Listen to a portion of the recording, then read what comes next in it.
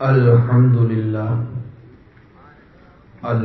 لله نحمده ونستعينه ونستغفره ونؤمن به ونتوكل عليه ونعوذ بالله من شرور أنفسنا ومن سيئات أعمالنا من يهده الله فلا مضل له ومن يضلله فلا هادي له ونشهد أن لا إله إلا الله وحده لا شريك له ونشهد أن محمدا عبده ورسوله بالهدى ودين الحق أرسله أما بعد فأعوذ بالله من الشيطان الرجيم بسم الله الرحمن الرحيم إن الله وملائكته يصلون على النبي يا أيها الذين آمنوا صلوا عليه وسلموا تسليما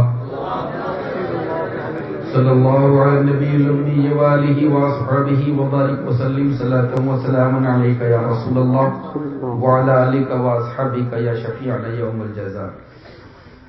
معزز حضرات، قرآن مجید میں درود پاک پڑھنے کا جہاں حکم دیا گیا ہے، آیت درود جس کی میں نے تلاوت کی ہے، اللہ کا حکم ہے کہ ایمان والو نبی پر درود پڑھو، اور سلام کی بات آئی تو وسلموا تسلیما، خوب سلام پڑھو. بے شک.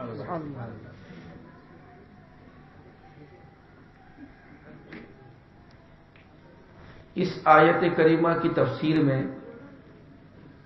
ہمارے بزرگوں نے فرمایا ہے کہ جتنی کثرت کے ساتھ میں ایمان والا درود پڑھتا ہے اتنا زیادہ وہ نبی کے بھی قریب ہوتا ہے اور اللہ کے بھی قریب ہوتا ہے. سبحان اللہ سبحان اللہ سبحان اللہ سبحان اللہ.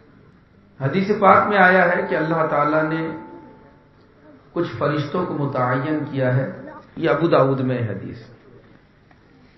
سیاحین، وہ سیر کرتے رہتے ہیں اور دیکھتے ہیں کہ کہاں کس نے درود پڑھا.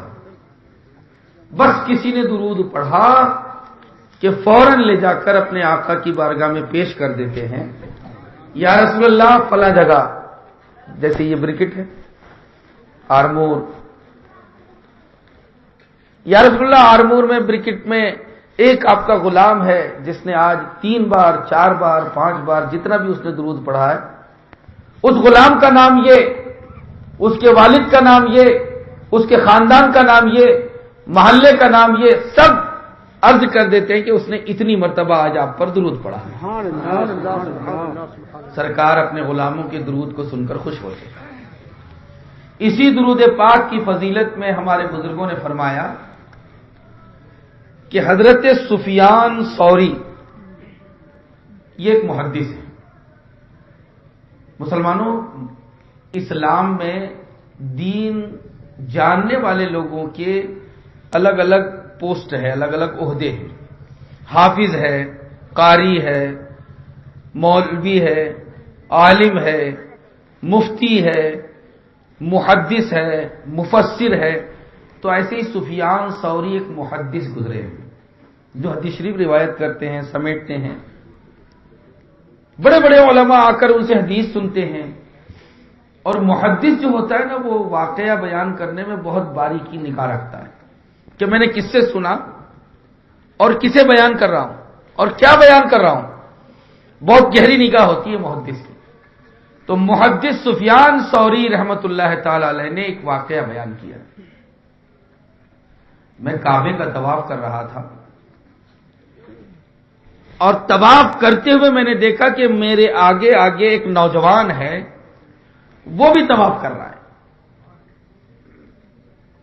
لیکن اس نوجوان کو میں دیکھ رہا ہوں کہ جب بھی کسی دعا کے پڑھنے کا موقع آتا ہے تو وہ درود ہی پڑھتا ہے.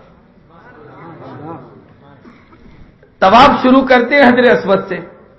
اصطلاح میں حجر اسود کی دعا الگ، رکن یمانی کی دعا الگ، رکن شامی کی دعا الگ، پہلے پھیرے میں الگ، دوسرے پھیرے میں الگ، तीसरे फेरे में अलग, लेकिन बड़ा अजीब नौजवान है और चेहरे मोहरे से तो लगता है कि इल्म वाला आदमी है, इसको तो दुआएं याद होनी चाहिए। इसके बावजूद वो सिर्फ दुरूद शरीफ पढ़ रहा है।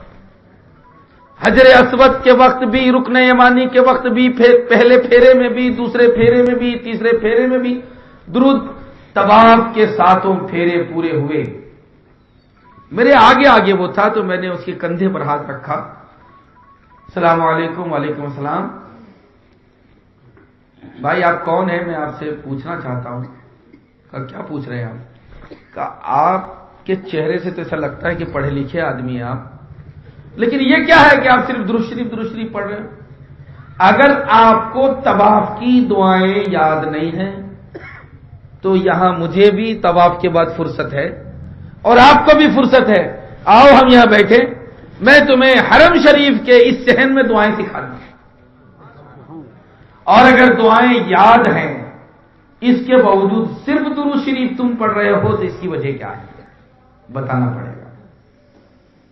नौजवान ने कहा कि हजरत दुआएं तो याद हैं, आपके भी चेहरे से बड़ा नूर लग रहा है, लेकिन आपने इतना ध्यान दिया, मेरी आपकी कोई जान पहचान नहीं, मैं आपको नहीं जानता, आप मुझे नहीं जानते, और इतनी तवज्जो कि मेरे आगे आगे कौन है, वो क्या कर रहा है, क्या पढ़ रहा है, आप हैं कौन, अपना तारुफ तो कराइए।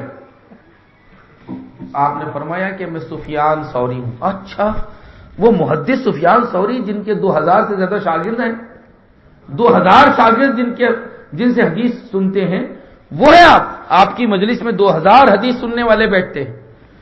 तो आपने फरमाया कि हां, ये फकीर वही है जो हदीस का दर्स देता है। अरे वाह वाह वाह, हरम शरीफ में इतने बड़े आलिम दीन, हदीस जानने वाले इतने बड़े आलिम से मुलाकात हो गई, मेरी तो किस्मत है।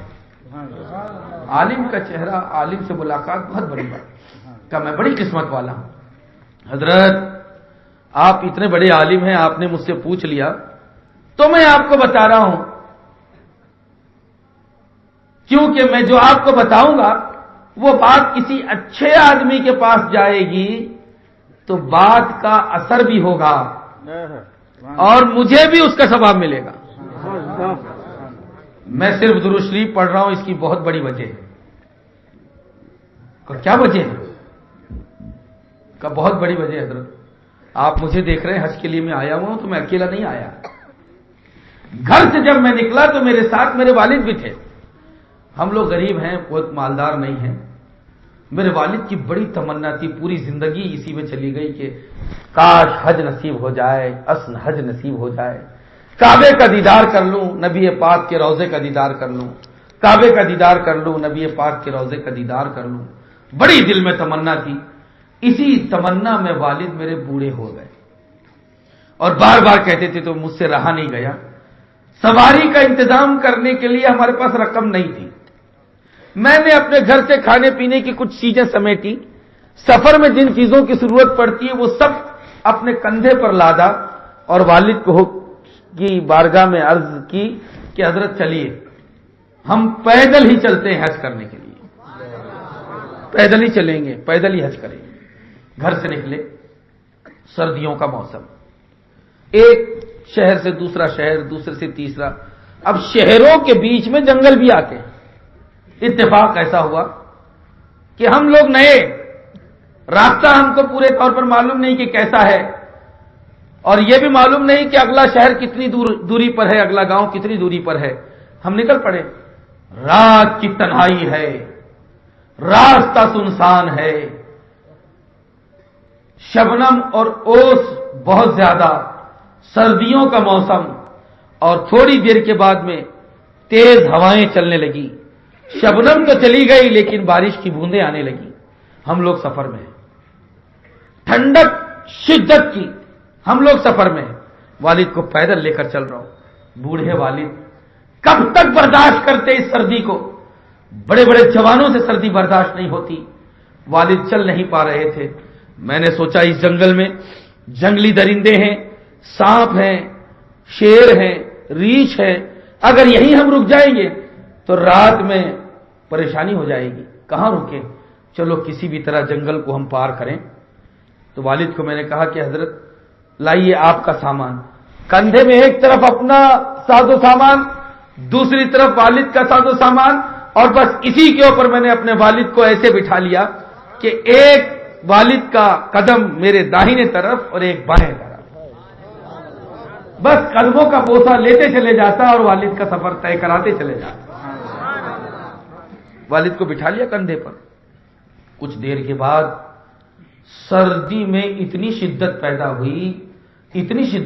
ہوئی کہ میں تو چل رہا تھا لیکن میرے والد کا بدن ٹھنڈا ہونے لگا, برداشت نہیں کر پا رہے تھے سردی.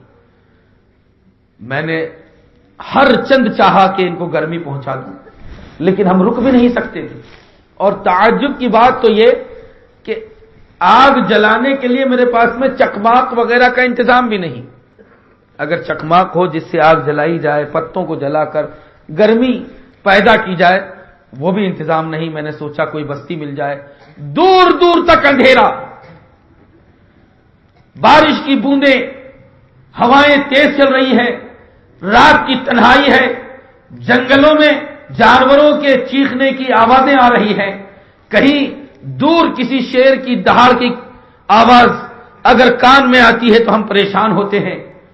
ایسے عالم میں سفر جاری. کچھ دیر کے بعد ٹھنڈ میرے والد برداشت نہیں کر سکے, طلبوں کو مسلتے جاتا, پیدل چلتے جاتا, لیکن گرمی پیدا نہیں ہوئی. سردی کی شدت میرے والد برداشت نہیں کر سکے. بدن میں خون جمنے لگا, ٹانگیں جمنے لگی, ہاتھ اکڑنے لگے, اور جب خون جم گیا تو میں کیا دیکھتا ہوں کہ میرے والد صاحب کا میرے کندھے ہی پر انتقال ہو گیا. خون کے جمنے سے چہرہ کالا ہو گیا, ہاتھ پاؤں اکڑ گئے. ایسے ہی اکڑے عالم میں نے اپنے کندھے سے اتارا. اب میت کندھے پر ہے, والد کی لاش ہے, اور ایسے وقت میں کیسے سفر کر سکوں گا؟ میرے قدم کیسے آگے بڑھیں گے؟ ایک درخت میں نے دیکھا, گھنا درخت تھا, اس کے نیچے کی جگہ صاف کی. اپنے والد کو میں نے وہاں لٹا دیا. ایک چادر میں نے والد کے اوپر اڑا دی. درخت کے تنے سے ٹیک لگا کر میں بیٹھ گیا. میں سوچنے لگا یا اللہ میں کیا کروں؟ جنگل ہے, روح کا عالم ہے, آس پاس کوئی گھر نہیں ہے, کوئی انسان نظر نہیں آتا, میں کیا کروں؟ میں پانی بھی نہیں رکھتا کہ والد کو میں غسل دے دوں, کفن پہنا دوں. قبر بنانے کا, مکان بنانے کا بھی میرے پاس انتظام نہیں ہے. میں مکان کیسے بناؤں گا؟ تکلیف, مصیبت, شدت کے عالم میں نے سوچا کیا کروں؟ تو میں درخت کی سب سے اونچی شاخ پر چڑھا اور وہاں زور سے میں نے آواز دی, ہے کوئی جو میری مدد کرے؟ ہے کوئی جو میری فریاد کو پہنچے؟ ہے کوئی جو میری مشکل کو دور کرے؟ ہے کوئی؟ میں یہاں تنہا, میرے والد کا انتقال ہو گیا, میرے پاس کوئی انتظام نہیں. اگر آس پاس کوئی میری آواز سن رہا ہو تو آئے, میری مدد کرے. میں جب تک طاقت رکھتا تھا تب تک چیختا رہا, اور جب یہ لگا کہ طاقت اب جواب دے رہی ہے, درخت سے اتر گیا. پیدل چل کر بہت تھک چکا تھا. والد کی میت, اب کھانے کی بھی بھوک لگی ہے, کھانے کی بھی تمنا نہیں, پانی پاس میں ہے لیکن پینے کی تمنا نہیں. درخت سے ٹیک لگائی میں نے, آنکھ لگ گئی. حرم شریف میں بیٹھ کر ایک نوجوان محدث سفیان ثوری سے اپنا خود واقعہ بیان کر رہا ہے. یہ واقعہ چل رہا ہے اور دونوں حرم میں بیٹھے ہیں. ٹیک لگا کر بیٹھ گیا. تھوڑی دیر کے بعد میں نے خواب میں دیکھا کہ وہی ماحول ہے اور میں بیٹھا ہوا ہوں, والد کی میت بازو میں پڑی ہوئی ہے, اور ایک انتہائی حسین و جمیل چہرے والے کوئی آ رہے ہیں. ان کے ساتھ میں کچھ لوگ ہیں. ان کو میں نے غور سے دیکھا تو ان کے پاس میں پانی کا انتظام ہے, کئی ڈول ہیں. دیکھا قبر بنانے کے لیے بھی کدال پاوڑے موجود ہیں. ایک کے ہاتھ میں دیکھا تو کفن بھی موجود ہے. جو آئے تو اتنے حسین, اتنے خوبصورت کہ میں نے اپنی زندگی میں اتنا خوبصورت کوئی انسان کبھی نہیں دیکھا. جب وہ قریب آئے تو اتنی پیاری خوشبو کہ ایسی خوشبو زندگی میں نے کبھی سونگھی ہی نہیں تھی۔ میں نے ان کو دیکھا تو اتنے اچھے کپڑے پہنے ہوئے تھے کہ اتنے اچھے کپڑے میں نے کبھی کسی کو دیکھے ہی نہیں۔ قریب آئے اور جیسے ہی تشریف لائے انہوں نے میرے والد کے بدن پر جو چادر تھی وہ اپنے ہاتھوں سے ہٹائی، اور میرے والد کی میت پڑی ہوئی ہے، اکڑی ہوئی ہے، چہرہ خون جمنے سے کالا ہو گیا ہے، لیکن جیسے ہی انہوں نے میرے والد کے چہرے پر ہاتھ پھیرا تو میں نے رات کی تاریکی میں دیکھا کہ میرے والد کا چہرہ چمکنے لگ گیا۔ ہاتھ پر ہاتھ پھیرا، بدن پر ہاتھ پھیرا تو اکڑا ہوا بدن درست ہو گیا۔ ساتھیوں کو حکم دیا کہ انہیں اٹھاؤ اور لے جا کر غسل دو، کفن پہناؤ۔ غسل دیا گیا، درخت ہی کے قریب کفن پہنایا گیا، اور جب کفن تیار ہو گیا تو ان کے ساتھیوں نے آ کر ان سے عرض کی کہ کفن تو تیار ہے، نہلا بھی ہم نے دیا ہے، نماز جنازہ۔ وہی جو بزرگ آئے تھے نماز جنازہ کے لیے آگے بڑھے، میں بھی پیچھے صفوں میں شامل ہو گیا۔ کیا چل رہا ہے؟ یہ خواب چل رہا ہے۔ حرم شریف میں وہ خواب بیان کر رہے ہیں، حقیقت نہیں ہے، خواب بیان کر رہے ہیں کہ میں سویا تھا اور میں یہ خواب دیکھ رہا ہوں۔ ہر آدمی جس مشکل اور تکلیف میں ہوتا ہے اسی طرح کے خواب دیکھتا ہے، تو وہ اسی مشکل اور تکلیف کے عالم میں وہ خواب دیکھ رہا تھا کہ میں خواب دیکھ رہا ہوں۔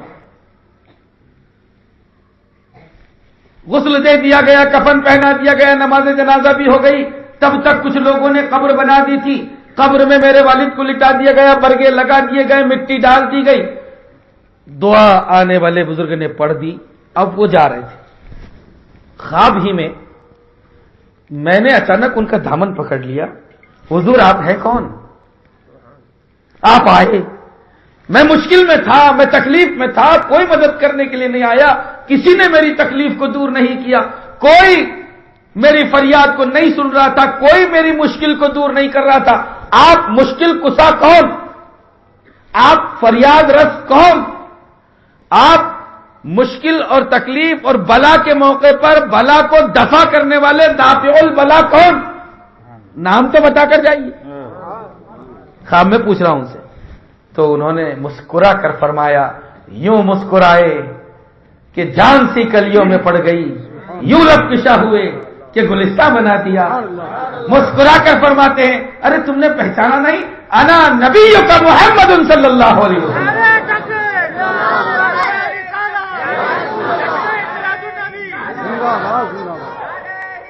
میں تو تمہارا نبی ہوں، محمد صلی اللہ علیہ وسلم۔ اب جب کوئی غلام آقا کو دیکھے اور آقا کا نام آقا کی زبان اقدس سے سن لے تو اس سے بڑھ کر خوش نصیب کون ہوگا؟ ہاتھوں کو چوما، قدموں میں گر گیا اور عرض کرنے لگا کہ حضور آپ قسمت میرے والد کی، یہ جو ساتھ میں آپ کے صحابہ ہیں، کہاں؟ تو میرے والد کی قسمت کہ آپ کے صحابہ نے غسل دیا، میرے والد کی قسمت کہ آپ کے صحابہ نے کفن پہنایا، میرے والد کی قسمت کہ آپ کے صحابہ نے قبر میں اتارا، اور اتنی بڑی قسمت کہ میرے والد کی نماز جنازہ آپ نے پڑھائی سرکار۔ میں نے بھی نماز جنازہ پڑھی، اس سے بڑھ کر اور میرے لیے قسمت کی کیا بات ہو سکتی ہے سرکار؟ ایک الجھن ہے مجھے۔ کہا کیا بات ہے؟ کہا میں اپنے والد کو اچھی طرح جانتا ہوں، میرے والد کو اتنے نیک تو نہیں تھے، اتنے اچھے آدمی تو نہیں تھے، اتنی پہنچی ہوئی ہستی تو نہیں تھی میرے والد کی کہ آپ تشریف لائیں، آپ نماز جنازہ پڑھائیں، صحابہ غسل دیں، صحابہ کفن پہنائیں، صحابہ ان کے لیے قبر بنائیں، اتنی پہنچی ہوئی ہستی تو میرے والد کی نہیں تھی۔ آخر کیا معاملہ ہے کہ میرے والد کی اتنی شان ہو گئی، اتنی عظمت ہو گئی کہ وہ آقا کے ایسے غلاموں میں شامل ہو گئے کہ سرکار اقدس صلی اللہ علیہ وسلم نے ان کی نماز جنازہ پڑھا دی۔ کیا بات ہو گئی سرکار؟ تو آقا رحمت عالم صلی اللہ علیہ وسلم نے مسکرا کر فرمایا کہ یقیناً تمہارے والد کوئی بہت نیک آدمی تو نہیں تھے، لیکن ایک کام تھا، ایک عادت تھی ان کی کہ تمہارے والد روزانہ بلا ناغہ مجھ پر 500 مرتبہ درود پڑھا کرتے تھے۔ ہم میں یہ گوارا نہیں ہوا کہ جو 500 مرتبہ درود پڑھے اور اسے کوئی یاد کرنے والا نہ ہو. جو 500 مرتبہ روزانہ ہمیں یاد کرتا ہے، ہم اس کی مشکل کو دور کرنے کے لیے آ جایا کرتے ہیں. سبحان اللہ تشریف لے آتی.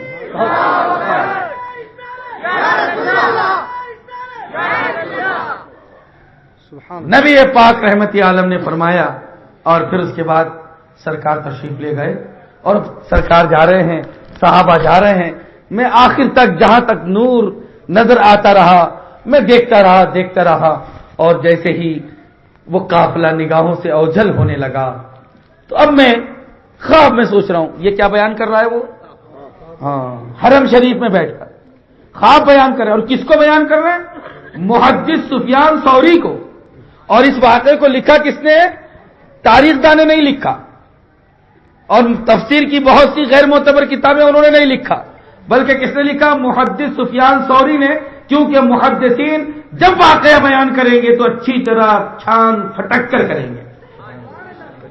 محدث سفیان ثوری کے سامنے بیان کر رہا ہے اور انہوں نے لکھا ہے کہ جب چلے گئے اوجل ہو گئے آقا میری نگاہوں سے، تو اب میں خواب میں سوچ رہا ہوں کہ اللہ اب تو ہو گیا یہ خواب، میں تو سو رہا ہوں،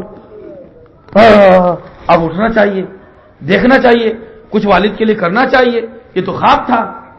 اب جیسے میری آنکھ کھلی تو میں بازو میں بغل میں دیکھتا ہوں کہ جہاں میں نے اپنے والد کو پہلے لٹا کر چادر اڑا دی تھی تو وہاں والد کی میت ہی نہیں. گھبرا گیا میں، یا اللہ یہ کیا ہوا؟ کیونکہ وہ خواب دیکھ رہے تھے نا. تو اب یہ کیا ہوا؟ کہیں کوئی درندہ تو نہیں لے گیا؟ جیسے ہی میں اٹھنے لگا تو اچانک مجھے وہاں کی فضاؤں میں وہ خوشبو جاگتے ہوئے محسوس ہوئی جو خوشبو میں نے خواب میں سونگھی تھی. میرے ذہن کے دریچے کھلنے لگے تو میں نے دیکھا کہ خواب میں میرے والد کو، بھئی خواب میں خوشبو سونگھی، جاگتے میں موجود ہے، پہلے نہیں تھی، خواب کے بعد ابھی وہ خوشبو موجود ہے. پھر میں نے دیکھا کہ میرے والد کو کہاں نہلایا گیا تھا، درخت کے پیچھے جا کر دیکھا تو جہاں خواب میں میرے والد کو نہلایا گیا تھا وہاں کی مٹی نم اور وہاں ابھی تک پانی موجود تھا.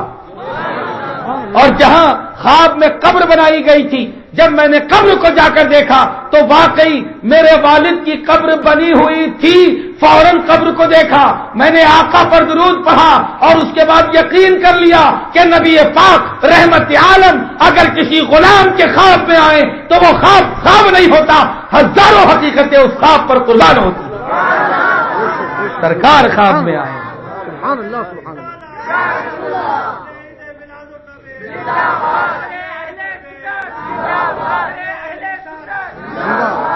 یہاں سے پتہ چلا سبحان اللہ کہ درود شریف کتنی برکت والی چیز ہے.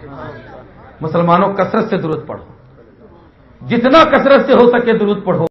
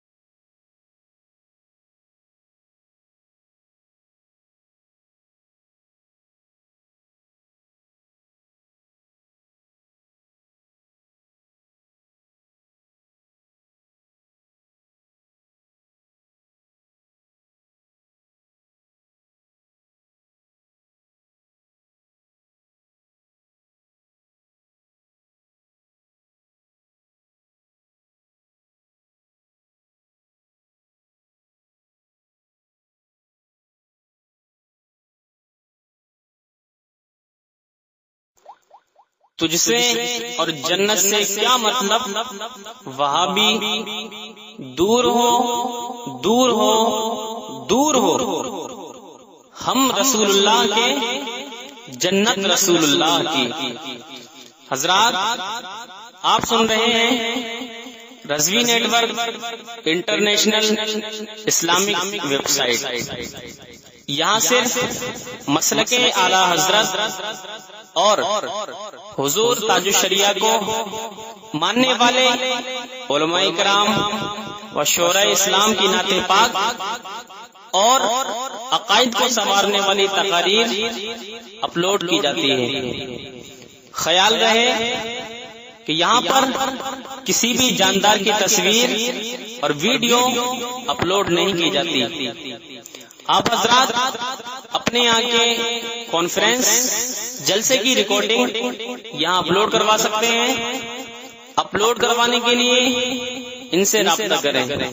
الحاج شیخ سجاد حسین رضوی، واٹس ایپ نمبر 787857444116۔